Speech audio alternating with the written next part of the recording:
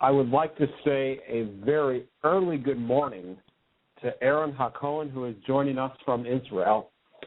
It is very bright and early, guys. It is 4 in the morning in Jerusalem right now. And I had contacted Aaron toward the end of last week and asked if he would appear on our program to discuss with you and I, Jacob, the issue of Gilad Shalit, what that means for Israel. And Aaron, I have known him and his family here in the States. He is a very brave Israeli. He and his family live up in the north, and I don't want to give any more information than that other than to state he is someone who Israel will rely upon if there is an emergency in Israel. So good morning, Aaron. Thank you for joining us. Good evening. I'm happy I can join you at this early hour. I'm not sure if it's even morning because I can't see the sun yet, but we'll get here eventually. I'm usually up 4 a.m., so for me it's not morning, it's still evening, even though 6 hours difference. Okay, everybody has their own schedules. Yeah. That's right.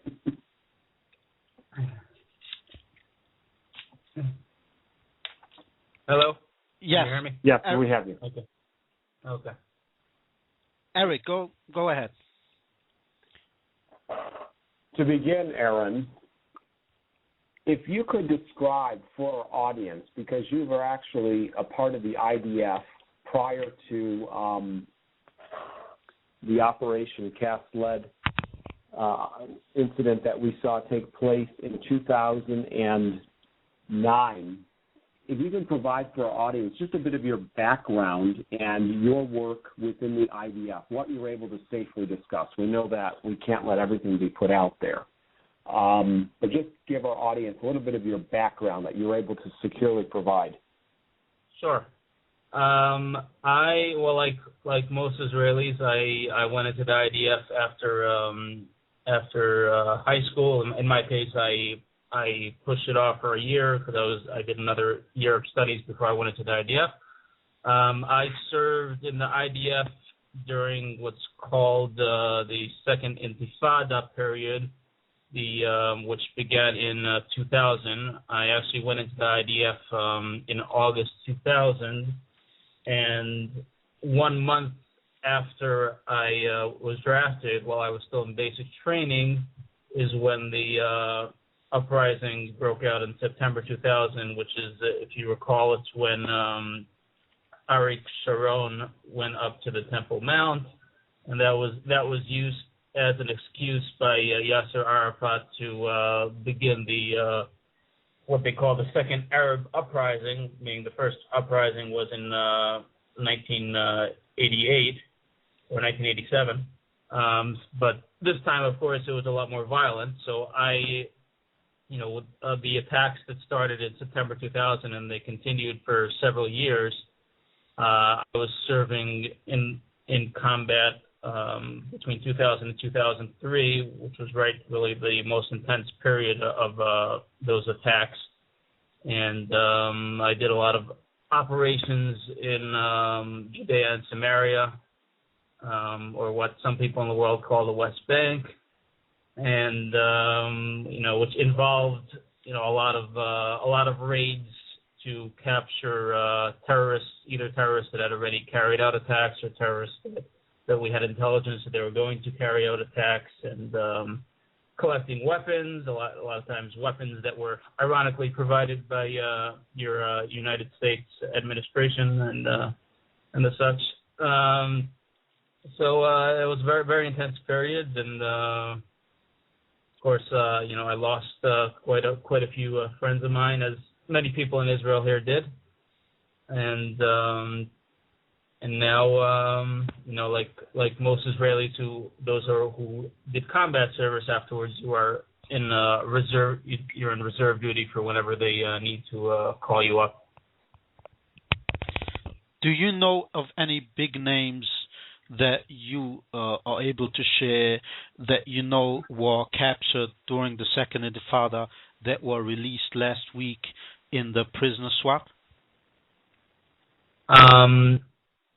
I know there's for example, I know the full list is available online, but I know that Netanyahu did make an effort not to release some of the bigger names. There were a few names that he was adamant that he was not going to release them. For example, there was Barghouti, who was he was one of the leading guys behind the Second Intifada, for Fatah, and he wasn't released. And then there's Ahmad Sadat, who was he was behind the assassination of Rehavam Zevi, who was a minister in the government. Those are examples of people who were not released. But I know then you have a lot of individual murderers who carried out some of the worst attacks. Like, for example, there's this woman named Muna who killed Aharon. She's infamous, right, for that murder, where she seduced this young boy basically from Jerusalem to Ramallah through the internet, and then she had him murdered. She was one of the, and then you have people who I can't recall their names who were behind the suicide bombings that occurred in Jerusalem and in Kfar Saba, and there's a lot of, if you go down the list, there's a lot of people. There's the people that were involved in the kidnapping of Nachshon Wachsman in 1994, which ironically back then a labor government, Rabin's government, I think they dealt with the kidnapping situation a lot better than we did this time, despite the fact that it didn't end very well with, Nachshon Wachsman was killed at the time, as well as Nir Poraz, who was one Actually, of the... Yes, go ahead.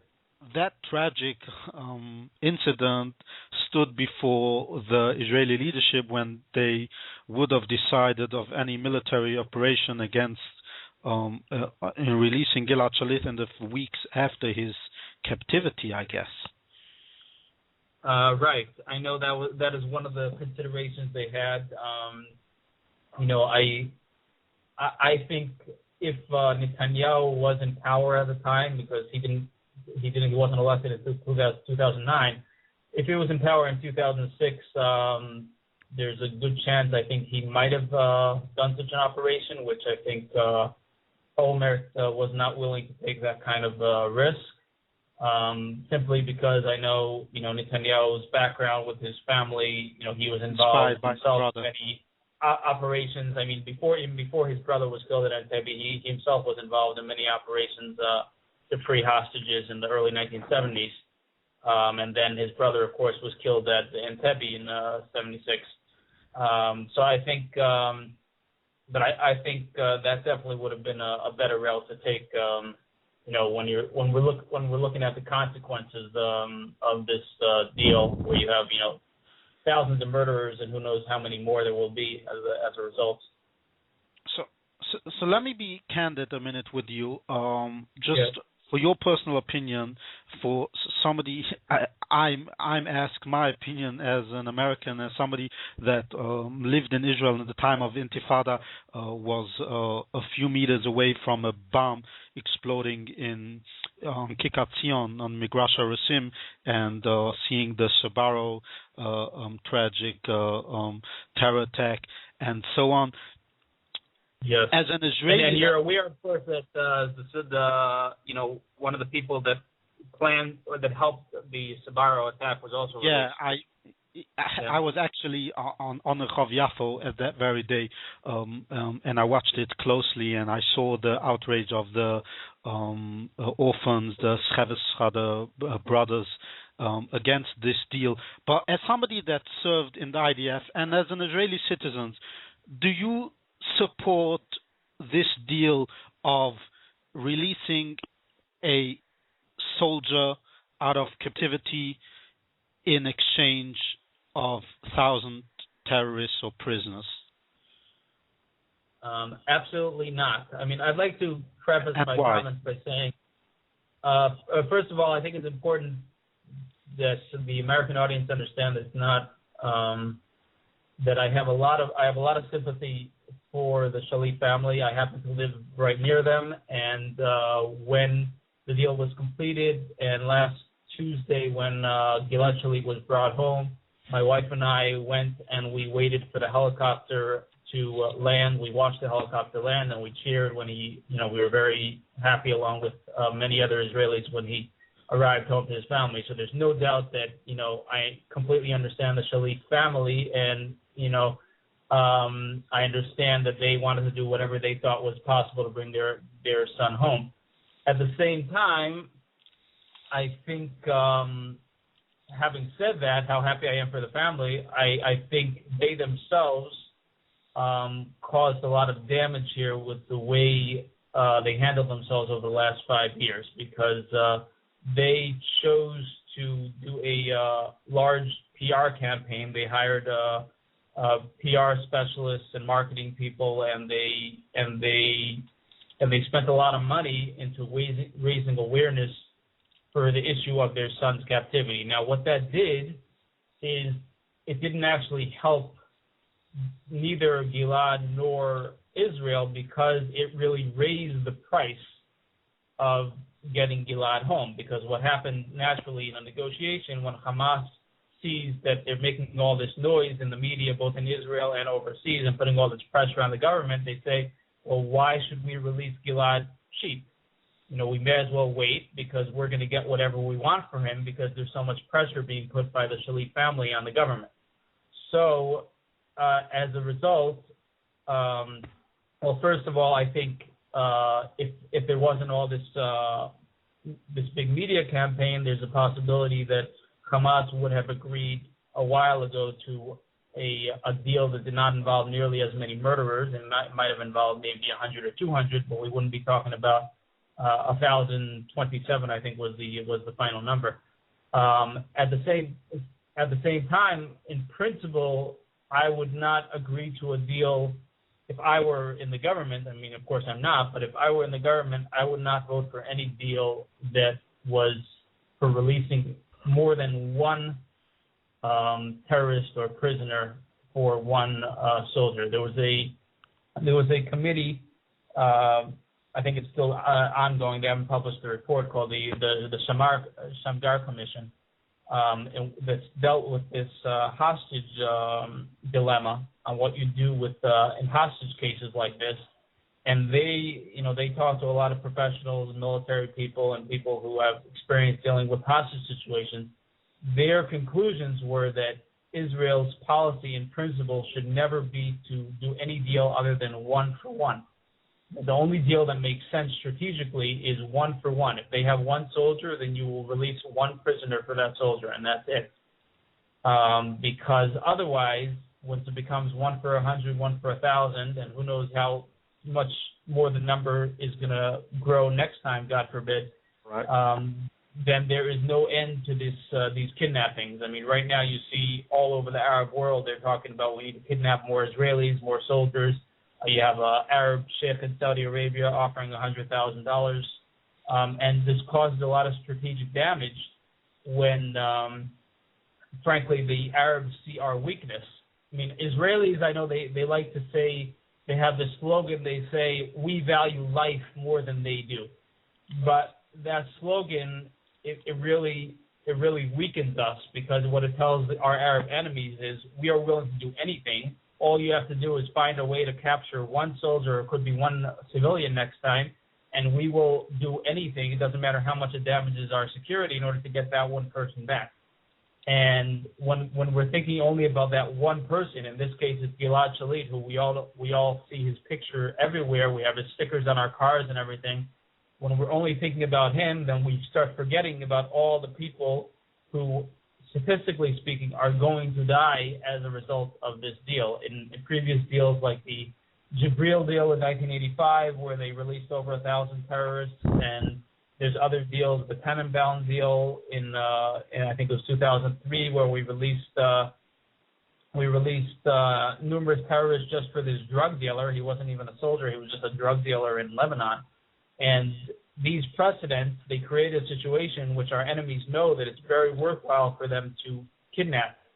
And they're going to continue trying to kidnap as long as we don't put our foot down and say, enough. And another thing I should mention is if you look at the way America has dealt with this hostage issue in general, even I have to give praise even for the Obama administration, even though I do not have a lot of respect for President Obama. But on this issue, I think they've dealt with it a lot better than the Israeli government has. You may not be aware of it, but there was an American soldier who I can't think of his name, who was captured by the Taliban I think about 3 years ago. And nobody in the U.S., maybe except for the people in his hometown, even know the person's name. But he has been in captivity for 3 years. The Taliban have very similar demands to Hamas. They're also demanding release a lot of their prisoners, and they want America to leave their lands in Afghanistan. So it's a very similar situation. Yet the U.S. does not have this kind of public pressure on the government to release this one soldier, which they know that this could endanger a lot of other soldiers in the future, and it can endanger America's security if they went that route. So yes, go ahead. So let me ask you two questions. First of all, when 80% of the Israeli public support this deal, according to the polls, is it wise to go against the will of the people? And my next question as a follow-up is that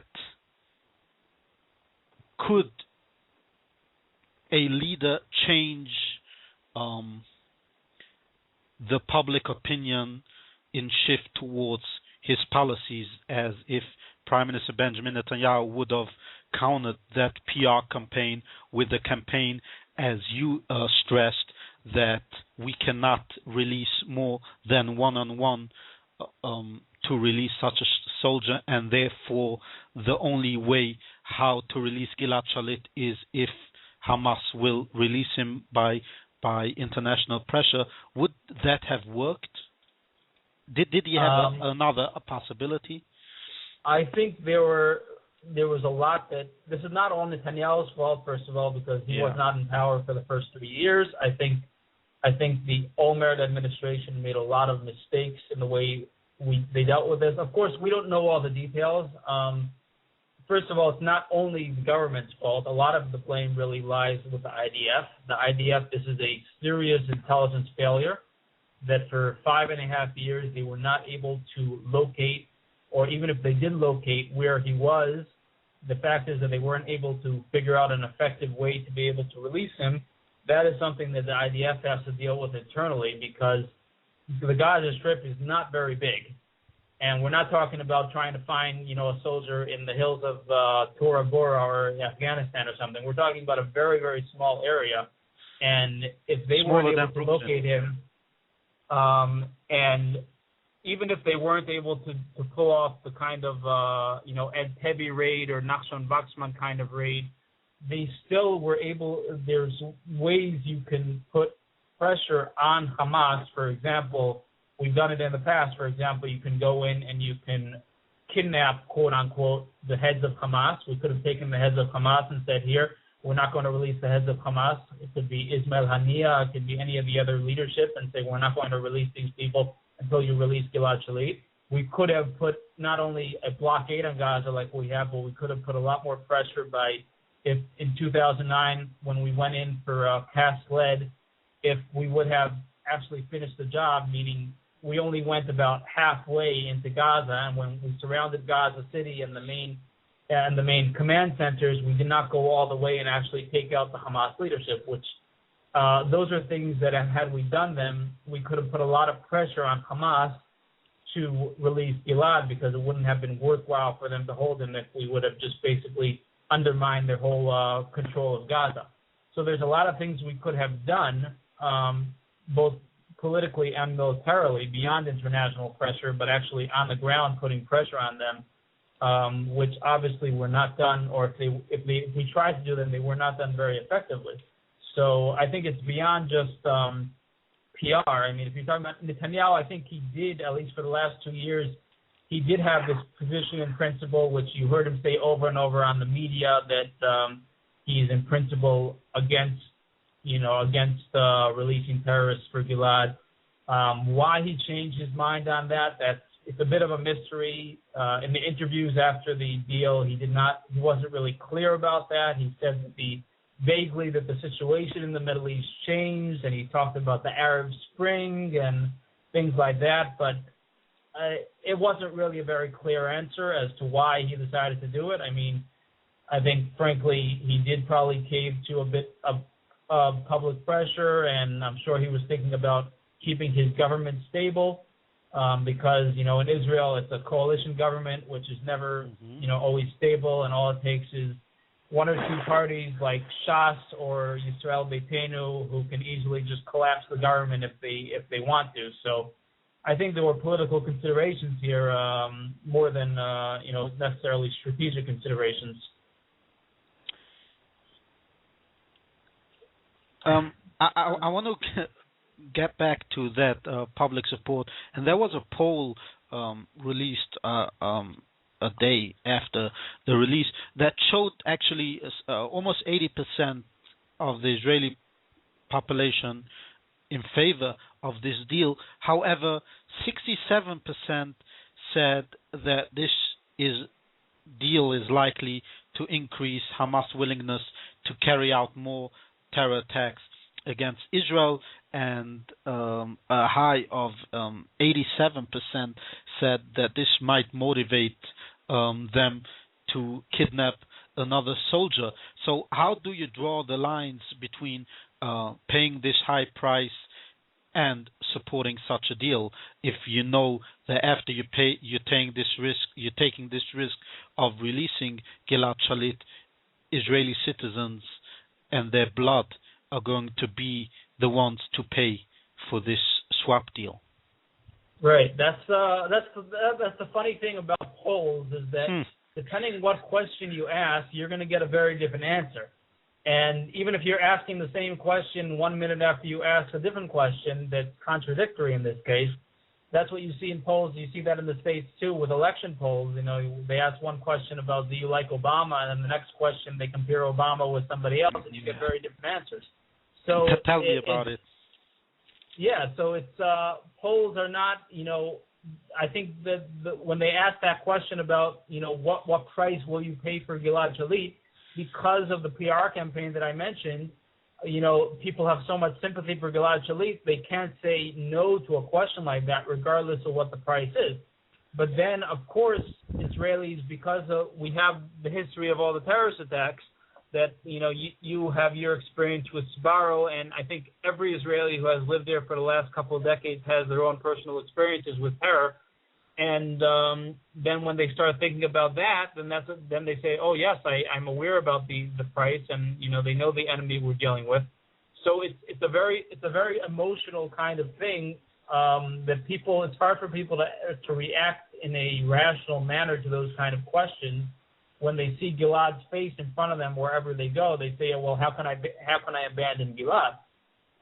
But I think the answer is, that if Israelis really thought about it rationally, and there are a lot of Israelis that are thinking about it rationally, some of them more after the deal. For example, I signed a petition that was put up on the internet. It's I don't think it's in English. It's only on Ronta.net. Net. Possibly they have it on a few sites. It's a reserve petition, and it's of reserve soldiers who serve in combat units who they were asked basically to make a statement saying. Basically, the statement says we're not going to say anything about the Gilad Shalit deal because the deal happened and whatever happened happened. But in the future, as reserve soldiers, we would like to make it clear that if, God forbid, we are ever put in a situation where we are taken captive on the battlefield, we do not want Israel to release any terrorists in order to free us. Because we understand the strategic and people, put their names to it and their rank to it. So not a number right now, but in any case, I mean that's a very powerful statement to make, and I think it's very important that if Israelis are willing to make that statement and say, yes, I care about my life. Of course I do care about my life, and I care about my family, and my family is going to want to see me home. But I understand that I'm going to endanger the entire people of Israel, and I might also endanger my own life, actually, if we don't take a stand and say no to releasing terrorists. And the fact is that if you want to reduce the chance of kidnappings in the future, that is the best way to deal with it, is to say, no, we are not going to release anybody. You're not going to get the reward you want out of kidnapping me, so it's not worth you going through that effort. Wow. God bless you for taking that courageous step in declaring even such a statement. But let me ask you this. Following this deal and somebody living in Israel, do you think that Prime Minister Benjamin Netanyahu's flexibility is a thought of concern if he's able to stand up against Iran or to protect Israel's interests in future peace negotiations, not caving in to international and public pressure? Well, I don't know. Look, I'll tell you, I'm not really a big fan of the whole international pressure line of thinking, because it's something that politicians here in Israel, they like throwing out these slogans of, we have to do this because of this is what the world is going to think, etc. Those are claims that usually they make them when they have other political considerations for doing things. I think that was the case with this Shalit deal. There were political considerations, and then as an excuse, you'll hear government representatives saying, well, we have to do this because there was political pressure. That was the same kind of thing you heard that with, for example, the disengagement from Gaza in 2005, which I think most Israelis recognize now that was a complete disaster. Sharon at the time, even though it was his own initiative, he would explain to the press, we have to do this. We have to leave Gaza because that will alleviate the international pressure on us. And, of course, we have seen the opposite is the case. That didn't alleviate international pressure. Leaving Gaza, it only created more international pressure that we should do the same in the West Bank or in Judea and Samaria. So that whole line of thinking, I don't like thinking that way. I like Israel making strategic decisions because it's in Israel's interest and not because what the international community may or may not say. So regarding Iran, I think Israel, I've been saying for the last 10, 15 years, as Netanyahu was before he was in power, that the Israeli government has to do what's necessary to protect Israel's interests. And if the United States or somebody else is not going to do that, then Israel has to do it. But the truth is, there has been some progress regarding Iran. Of course, we don't know what's been going on behind the scenes. There's constantly different reports coming out regarding scientists there and regarding the Stuxnet program, all sorts of other programs that were against the Iranian nuclear technology. So of course they have been doing things behind the scenes. We don't know exactly who's doing them or what's being done. But I don't think ultimately that Israel has to make decisions based on what the international community, which basically is the West, thinks about it. Ultimately, Israel has to do what's necessary. So I hope the people in power that have all that information that I don't necessarily have are doing what's necessary, regardless of what the international community may think. President Obama announced this week the withdrawal of American troops from Iraq within the next month or two. Is it a matter of concern for Israel as the route Iran, Iraq, and Syria, Lebanon, from the other side, Sudan, Egypt, Hamas in Gaza, can this vacuum that the Americans are leaving over result in a Iran takeover of the Middle East? I think absolutely. I mean, I think, what the Western media likes calling the Arab Spring, I think it's turning out right now to be more of a battle between Iran and the Shiite extremists on the one hand versus you have the Al-Qaeda, Sunni extremists on the other hand. And they're the ones that are right now fighting in all these countries to reap the fruits of what they're calling the Arab Spring, because that's what you see in all these countries where the New York Times might try to portray it as the citizens that are yearning for democracy, but we see, frankly, there has never been a Arab democracy. It's questionable whether there ever will be an Arab democracy, despite the great visions of George Bush and others about Iraq. I don't see a democracy there yet, but so Iran, of course, is trying to take advantage of the situation where all these dictatorial regimes are suddenly collapsing, with whether it's Gaddafi, Mubarak, and now Assad. That might go that way as well. And what happened with Saddam Hussein. And so all these dictatorial regimes were, of course, very brutal regimes and very anti-Semitic, anti-Israel, but at the same time, they maintained control of the masses.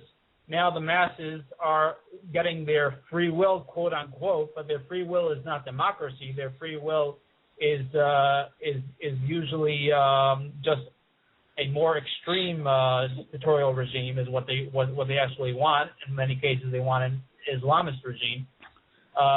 So it's a question of what kind of Islamist regime will emerge in all these countries, whether it's going to be a Iranian-backed Islamist regime, or whether it's going to be a Al-Qaeda style or Muslim Brotherhood Islamic regime.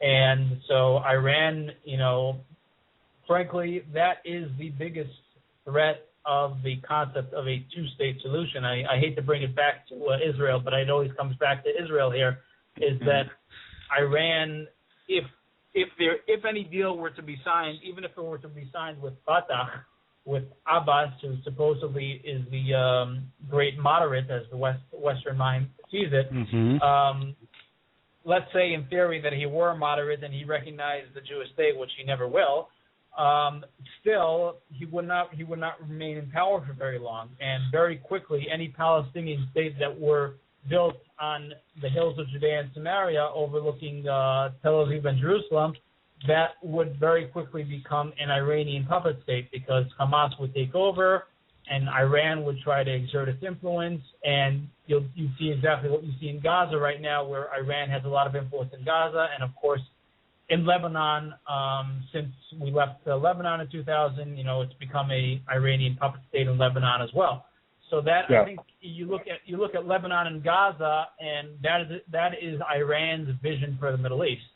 And I think you see that in Iraq as well to an extent. I mean, as, like you were saying, as Obama pulls out of Iraq,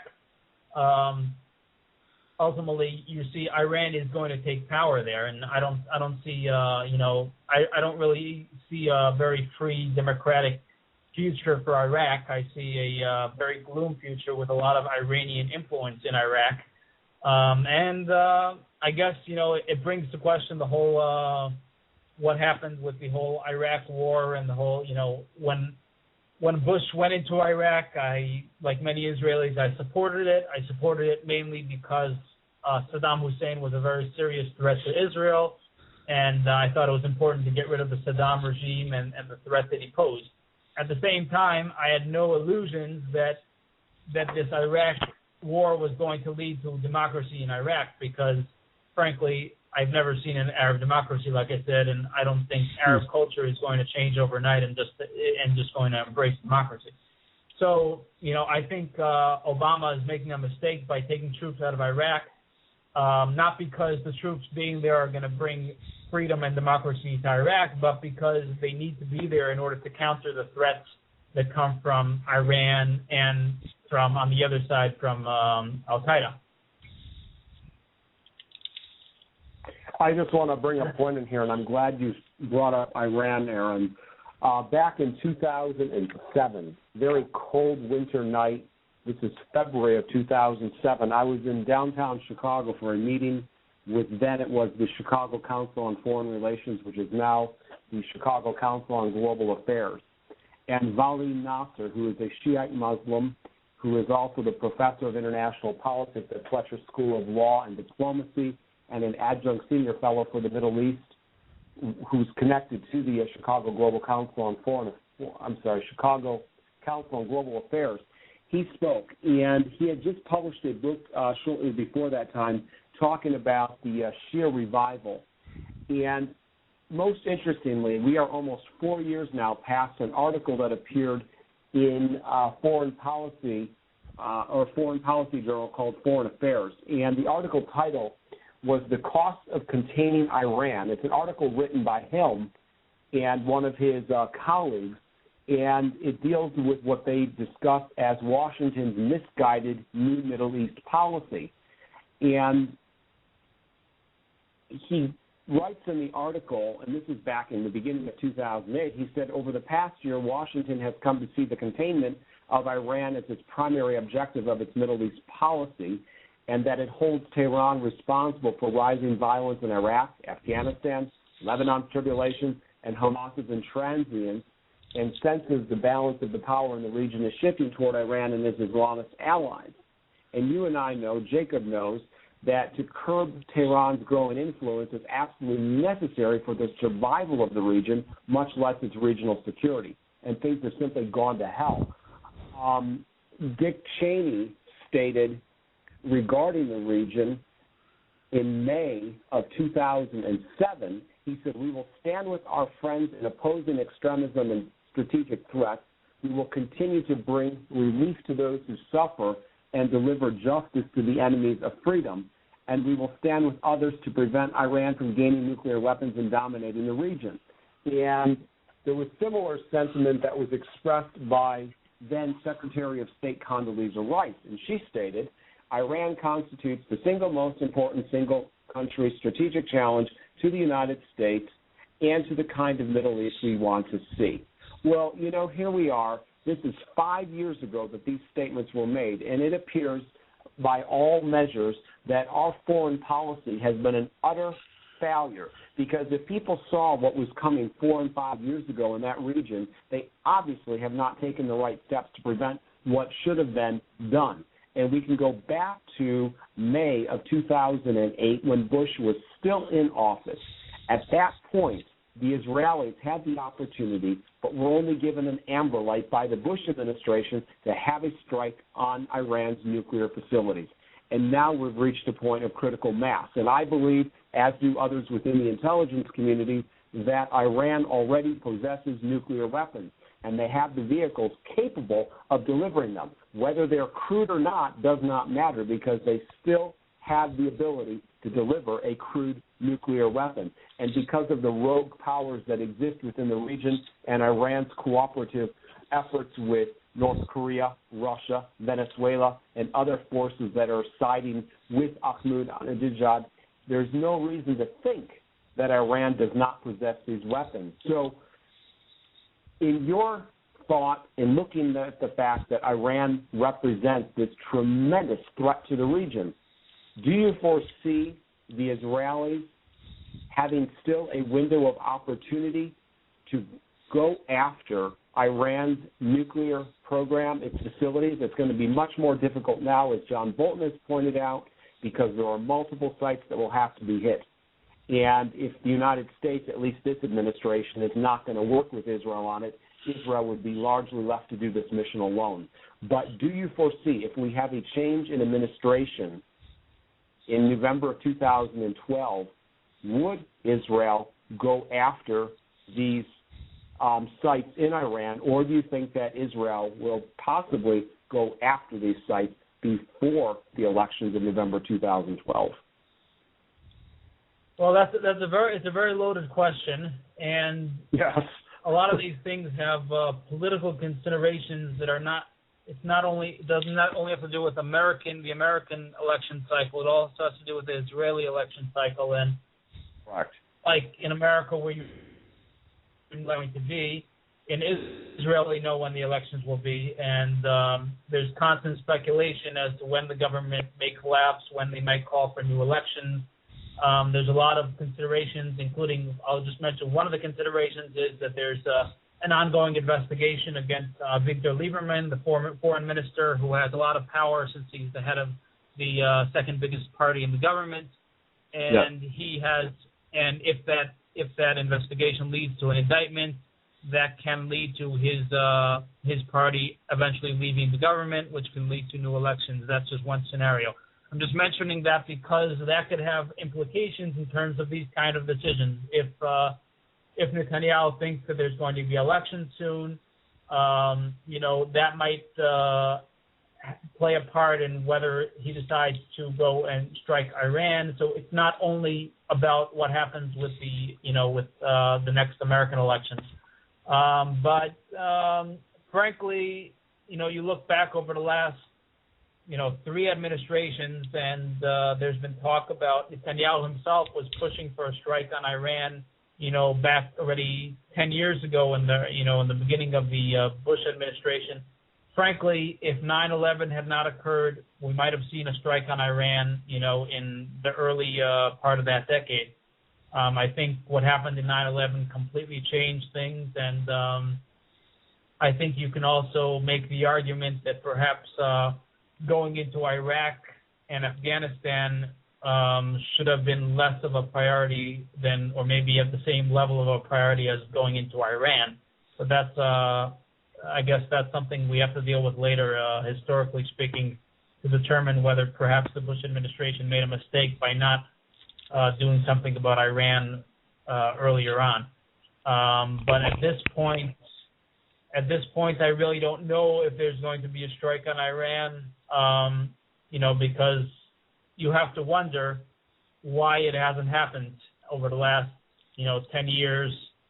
I remember I was studying, I was in college, I was studying political science back in 2005, I believe it was, and I wrote a paper then in 2005 in which I was arguing that the strike on Iran needs to take place right now, imminently, and I don't understand why the U.S. or Israel is not doing anything about it right now.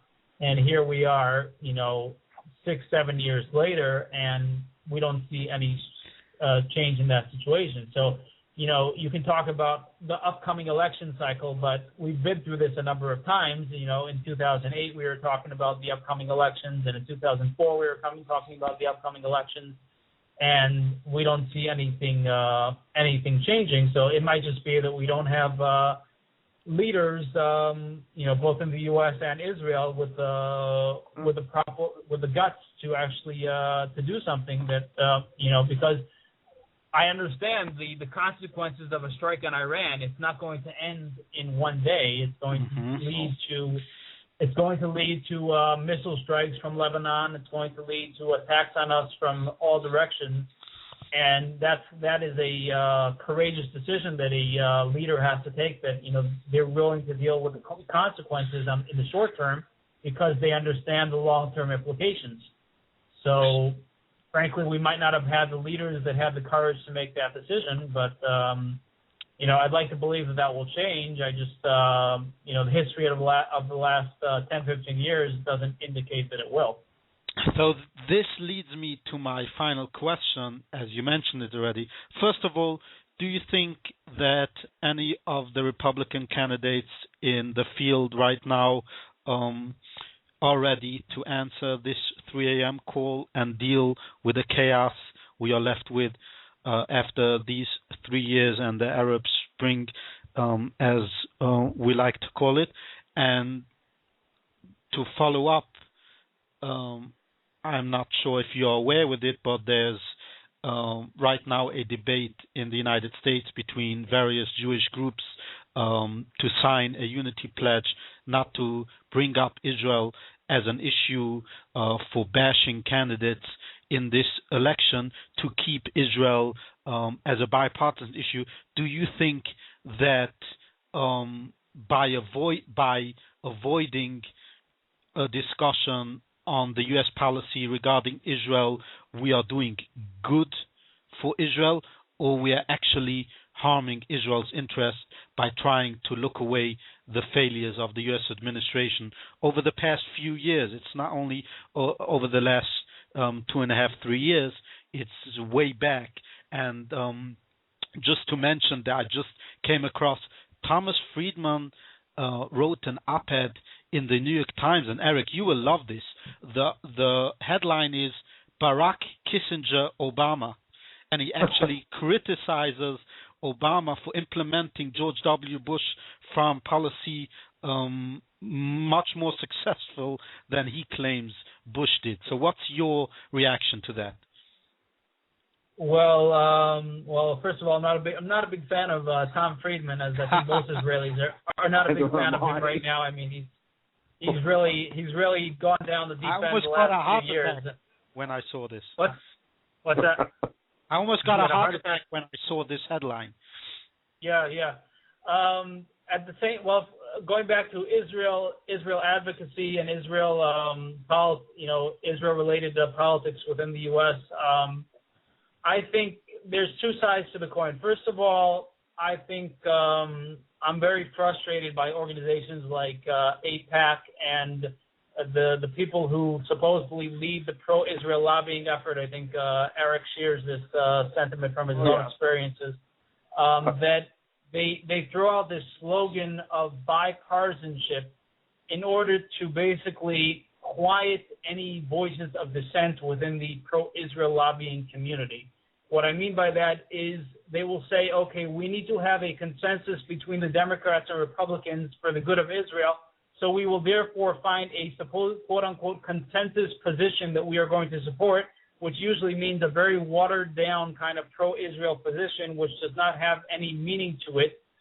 For example, dealing with the Palestinians, they will refuse to take a strong stand against the Palestinian state, and they will not encourage any people in Congress or candidates for president to take any strong stand against the Palestinian state because they want this kind of bipartisan support.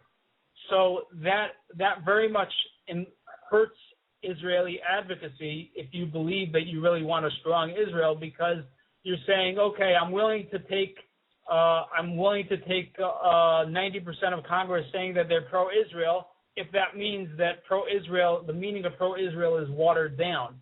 So that's what happens as well in this presidential campaign I really do not support such a pledge that says, okay, we're not going to talk about Israel because we want everybody to just be vaguely pro-Israel, but we're not going to get into the details. I think it's very important that in the presidential campaign and in the entire discourse that goes on in Washington, that we talk very seriously what it means to be pro-Israel, and I'm willing to sacrifice this bipartisan support, quote unquote, for the sake of having, even if it's 20% of Congress or a couple of the candidates, whether it's Republicans or Democrats, who are willing to stand up and take a real stand for policies that are going to be good for Israel, and not just say, I am pro-Israel because I agree with the statements of AIPAC. So I think it's very important to have a debate about Israel. If you're talking about specific candidates, I have to say right now, I am not very enthusiastic. I am still a citizen with with voting rights. I can vote from abroad, and I probably will vote in the primary. But I can't say that I right now have a horse in the race because, frankly, I'm a bit disappointed by what I've seen from the current field. Yes, I have seen some positive statements from people, from Rick Perry, from Herman Cain, even from Mitt Romney. But, just the fact that you hear positive statements from Mitt Romney right now means absolutely nothing because, frankly, just for example, he's a person that, over the years he's made a lot of statements which later on he didn't back up. So, I take a lot of what you hear right now in the Republican primary about Israel, I'd take with a grain of salt. To put it into perspective, you may recall a certain AIPAC speech given by a certain Barack Hussein Obama just in 2008, in which he made you can go on YouTube, in which he makes the declaration that he will always support a united and undivided Jerusalem. And then later on, when, of course, he was asked about that, he completely denied that that's what he meant. He said he wanted an undivided Jerusalem, but he didn't mean an undivided Jerusalem. So those are the kind of statements you're going to hear during this election cycle from candidates who are trying to court the Jewish and the pro-Israel conservative vote. And therefore, right now, I would rather see a candidate, whoever it is, who's willing to actually stand up and say, you know what, I'm not going to just take the AIPAC line and say, I support Israel. I'm going to actually get into specifics. And, for example, I did like what I saw from, Mike Huckabee in the previous campaign, where he took a lot of flack for the fact that he was willing to get into the details and say, I am opposed to a Palestinian state. If you want to build a Palestinian state, I support building a Palestinian state in one of the existing 23 Arab countries. Those kind of statements are actually helpful because you're getting into specifics about what it means to be pro-Israel instead of just throwing out vague statements like Israel is our best friend and I will support them, blah, blah, blah, because those statements don't have any meaning once you get into office because you can do anything and then say, oh, yeah, I'm still pro-Israel. So I'm still waiting to see some more specifics, and I hope that there is a very real debate about Israel in this Republican primary, and I think, it's actually a very helpful thing that you have people like Ron Paul, who, as nutty as he is, he's willing to say what he thinks. And if he's willing to say what he thinks, he challenges the other candidates to stand up to him and say why he's wrong. And that's what I want to hear from the candidates. Aaron, back in April, I met with Herman Cain in Chicago. I do know he is pro-Israel to the core. And the sad thing, though, is this. As I've watched his campaign, his chief of staff smokes. What? Well, frankly, I guess if his chief of staff smokes, then he has something to do, in common with Israel, because a lot of Israelis still smoke. That's something we have to deal with in the culture. I contacted his communications director back in May of this year, and it was for the reason for Herman Cain to be educated on Israel and to go beyond simply the talking points that we so often see in the media. The sad thing is it was completely turned down. And I have seen Herman Cain stumble, even in media interviews here in Chicago just this past week, where he was trying to talk about Reagan's doctrine and was not able to get it right. And it is so frustrating in this election cycle right now with the candidates that we have. My two horses are not in the race. With the evaluation of everybody that's there. I mean, Michelle Bachmann is a great woman, but she's not going to make it. Herman Cain, he's got a lot of work he needs to do. And it's getting more and more frustrating because when these staffs receive phone calls from people who know the issues, and you have to ask, who are the advisors? Me? Yeah, Jacob could be an advisor on one of these campaigns on these issues. We already know Jacob did a tremendous job with Bob Turner in New York. Thank goodness, Jacob, for your work on that campaign. It's just we have a lot of political candidates that do not know the issues, and I am sick of the continuous 140-character sound bites that we're getting out of them. I mean, this is what it's come down to. And it's like, no, let's get a candidate that says, you know what, damn it, we are going to move the U.S. Embassy from Tel Aviv to Jerusalem. And I'm not just going to say, well, we're talking about it. No, it's going to frickin' happen. It's going to happen. Not this crap that we have seen for so many years where candidates make these pledges that are just garbage, like you said, Aaron, because they tout the line that's nice that AIPAC wants to hear. It's gotten to the point of being ridiculous. We need to have leaders that will actually do things that require them to be bold and courageous, not this sit on the fence and wave your thumb in the wind and see which direction it's blowing to make the decision. Absolutely. Yeah. With this, we will conclude this very informative. I'm getting very positive feedback on this discussion. Thank you so much, Aaron, for taking your precious time in Israel, and I'll be willing to even make you this coffee in the early morning for you to revive from this battle you had with me. But thank you so much for being a strong voice for Israel. I checked out your website. I will recommend for those seeking translation from Hebrew to English and from English to Hebrew to contact you, and I hope to meet you in the presidential primaries or maybe in the elections here in the United States or when I visit Israel. Thank you so much for coming on to the program.